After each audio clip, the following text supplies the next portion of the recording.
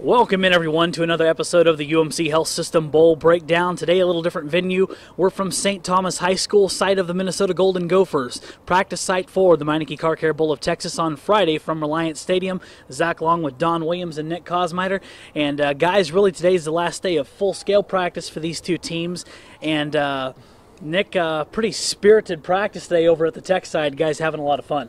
Yeah, the Red Raiders sort of had that look of a bunch of kids sort of looking at their last day of school before they get to go on summer vacation. You know, this is a team that, has a lot of veterans on it who are getting ready to play their last game, but they've had fun this week. You always sort of worry about a team coming in and that had higher aspirations at the beginning of the season, coming down to a bowl like this, of whether or not they're going to be motivated. But from everything we've seen, it certainly looks like they have a lot of energy. I mean, Bruce Jones did a backflip today, which if any one of us tried that, I think we'd end up dead. But yeah, so the energy has certainly been there just from the look of practice, and obviously the way you practice typically says a lot about how you play. So that they appear ready and motivated for the game. And Don, our weather situation continues to evolve all week. It's actually quite chilly today, and these guys behind us from Minnesota are probably enjoying this a lot better. But actually, you're going to tell us here about the fact that roster is actually full of a whole bunch of people from the Lone Star State. That's right, and I talked to several Minnesota players this week. There are more than a dozen Minnesota players who actually played their high school football in Texas, in particular a concentration of them from Dallas. And those guys are especially motivated to come back and play in front of their family, in front of their friends. I talked to a couple of players. They have 3 dozen family members and friends who are going to be at the game on Friday. And so while this is a team that has lost 6 of its last 8 games, the Golden Gophers seem really inspired to play well here in Texas, because nearly all those Texas guys that we're talking about in question are guys who are on their depth chart, particularly on their defensive 2 deep and on their defensive line especially. So Minnesota's players have a reason beyond just winning another game to look good, because you don't want to come home and embarrass yourself. Exactly, and Nick, staying on the note of Minnesota, it's not hard to tell who the heart and soul of this football team is. It's their head coach, Jerry Kill.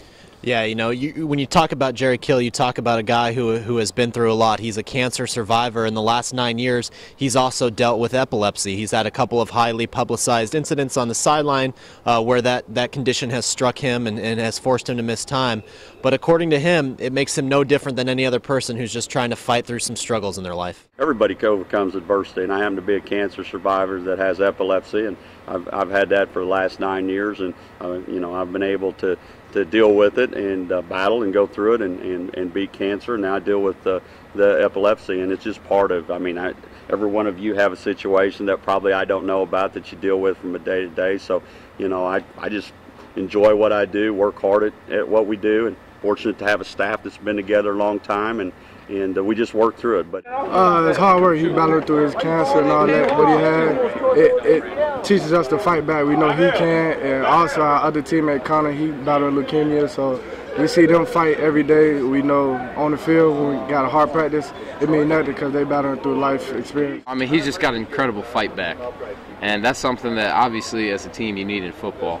And so when you look at Coach Kill, how he fights back every time, and whatever he's battling in his life, he fights back with such passion and energy, and he doesn't get down, he doesn't feel sorry for himself.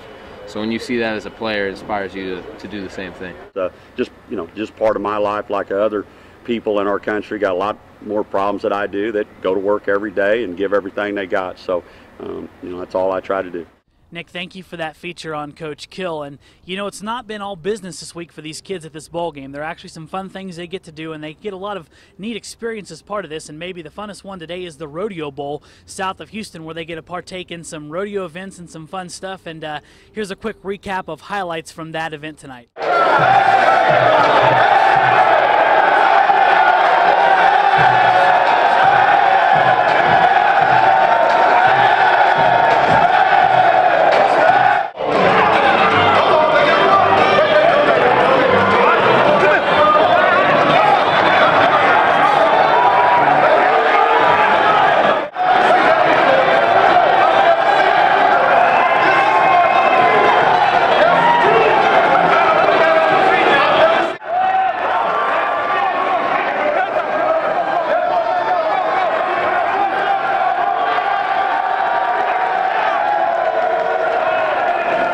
Yeah, I was pretty close. You know, he kind of ran and got out of my hands. It was a real good team bonding activity. We got out the hotel from being stuck up playing video games and playing cards and dominoes and chilling, and we got out and got to see another part of the city. You know, I'm from Houston, so I told the guys a couple of places that we were going to go, and this is one of the places we came, and it was a real good bonding team experience. Now we just got to wait till Friday to show them really what's up.